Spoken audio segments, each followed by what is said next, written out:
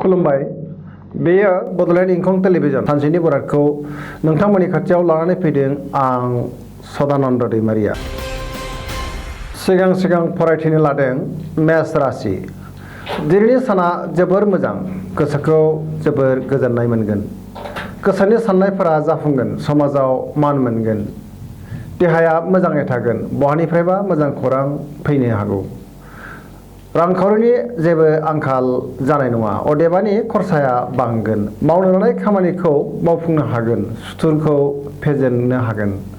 न'खराव बिसि फिसायनि गेजेराव अनलायनाय फैगोन, बिदा फंबायजों हेफाजाब होलायगोन, बहानिफ्रायबा मोजां खौरां मोनगोन। धोरोमारि बिथिङाव गोसो दुंगोन, सेंग्रा सिख्लाफोरा गावबा गावनि साननायफोरखौ फोरमायलायनो हागोन। फरायसाफोरा दिनै फरायनायाव गोसो दुंसोगारगोन। वृष राशि। दिनैनि साना जोबोर मोजां, गोदान साननो रोंगोन, देलायनो रोंगोन, गोसोनि साननायफोरा जाफुंगोन। लोगोफोरजों मोजां सोमोन्दो लाखिनो रोंगोन, मावनो लानाय खामानिखौ थि समाव मावफुंनो हागोन। गोसोखौ जोबोर गोजोननाय मोनगोन। सेंग्रा सिख्लाफोरनि गोसोआ रमान्टिक जागोन। न'खराव बिसि फिसायनि गेजेराव अनलायनाय फैगोन, देहाया मोजाङै थागोन। फरायसाफोरा मोजां फिथाइ मोनगोन आरो फरायनायाव गोसो दुंगोन। समाजाव मान मोनगोन, गोसोनि बोलोआ बांगोन, गुबुननि गोसोखौ बोनो हागोन। मिथुन राशि। दिनैनि साना मोजां आरो गाज्रिनि गेजेरजों बाबेनलांगोन। देहाया बारा मोजां थानाय नङा। जानाय लोंनायाव सांग्रां जानाया गाहाम। गोसोखौ जोबोर गुलाय गुजाय मोनगोन। रांखावरियाव बारा मोजां नङा, फालांगियाव खहा जानो हागौ। गावनि गोसोनि बाथ्राखौ गोरलैयै गुबुननो फोरमायिया मोजां, नङाब्ला खहा जानो हागौ। न'खराव बिसि फिसायनि गेजेराव अनलायनाय फैगोन। कर्कट राशि। दिनैनि साना मोजां आरो गाज्रिनि गेजेरजों बाबेनलांगोन। गोसोखौ गुलाय गुजाय मोनगोन। मावनो लानाय खामानिखौ अदेबानि मावफुंनो हागोन। रांखावरियाव बारा मोजां नङा, फालांगियाव खहा जानो हागौ। देहाया बारा मोजां थानाय नङा। न'खराव बिसि फिसायनि गेजेराव अनलायनाय फैगोन। फरायसाफोरा फरायनायाव गोसो दुंगोन आरो मोजां फिथाइ मोननो हागोन। सिंह राशि। दिनैनि साना बारा मोजां नङा। न'खराव बिसि फिसायनि गेजेराव एना एनि फैनो हागौ। बिदा फंबायजों मोजां सोमोन्दो थागोन, गावजों गाव हेफाजाब होलायगोन। हरखाबै बहाबा थांनायनि खाबु जानो हागौ। सिगांनि बाबेनलांनाय जाथायखौ गोसोखांनानै गोसोनि टेनसना बांनो हागौ। देहाया मोजाङै थागोन। रांखावरियाव जोबोर मोजां, फालांगियाव मोजां होनजायो। कन्या राशि। दिनैनि साना मोजां आरो गाज्रिनि गेजेरजों बाबेनलांगोन। गोसोखौ गुलाय गुजाय मोनगोन। देहाया बारा मोजां थानाय नङा। समाजाव मान मोनगोन। गोसोनि बोलोआ लोरबां जागोन। फालांगियाव गोबां मुलाम्फा मोनगोन। देहाया मोजाङै थागोन।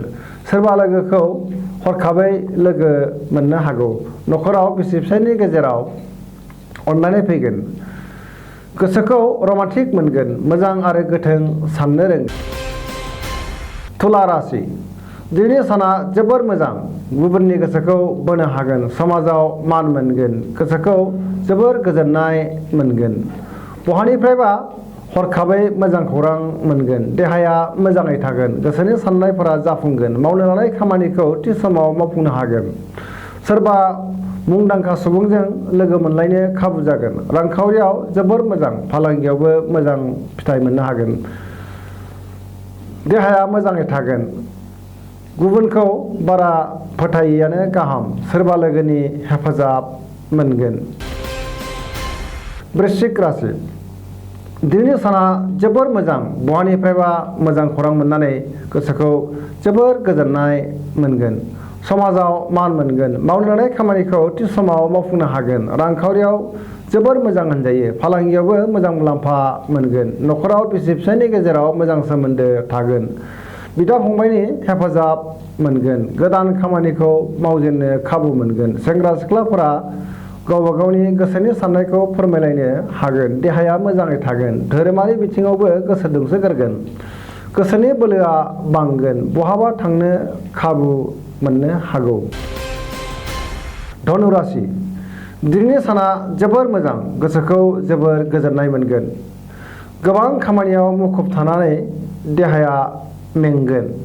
गुबुननि हेफाजाब मोनगोन। सोरजोंबा बाख्नाय जानो हागौ। फरायसाफोरा मोजां फिथाइ मोनगोन। सेंग्रा सिख्लाफ्रा मोजां खौरां मोननो हागौ।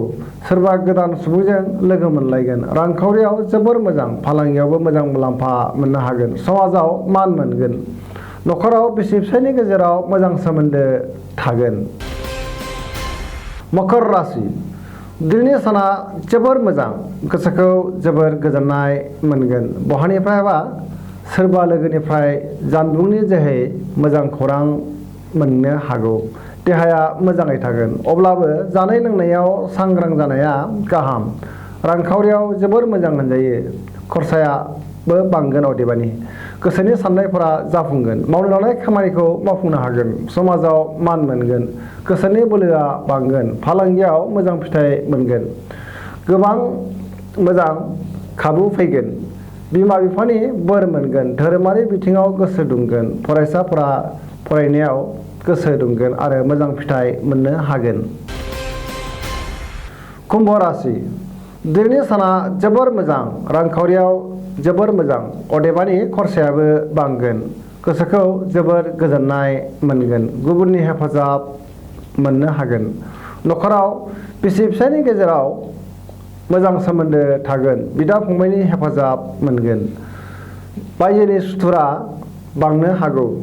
गुबुनजों बाङाय बुंनायानो गाहाम आरो सांग्रां जानाया गाहाम। मीन राशि दिनैनि साना बारा मोजां नङा। गोसोखौ जोबोर गुलुं गुजुं मोनगोन। समाजाव मान मोनगोन। गुबुननि गोसोखौ अदेबानि बोनो हागोन। मावनो लानाय खामानिखौ मावफुंनोबो हागोन। रांखावरियाव मोजां होनजायो। फालांगियावबो मोजां। गोसोखौ रमान्टिक मोनगोन। मोजां थांखि लानो रोंनाय नङा। न'खराव बिसि फिसायनि गेजेराव एना एनि फैनो हागौ। देहाया मोजां थानाय नङा। जानाय लोंनायाव सांग्रां जानाया गाहाम। लोगोफोरनि हेफाजाब मोनगोन। गुबुननि गोसोखौ बोनो हागोन। लोमजानाय एबा गगा मोननो हागौ। खामानि मावनो गोसो जानाय नङा। रांखावरियाव मोजांद्राय नङा। जेबो रिस्क लायैआनो गाहाम। दिनैनि राशि फरायथिनाया एसेनोसै। जोबनायाव बेखौनो खावलायो जाहाथे नोंथांमोना सानफ्रामबो जोंनि बे बड'लेण्ड इंखं टेलिभिजनखौ नायबाय थायो आरो साबस्क्राइब खालामो जाहाथे सानफ्रामबो गावबा गावनि सानसेनि बरादखौ मोनथिनो हायो। एसेनोसै गोजोन्थों।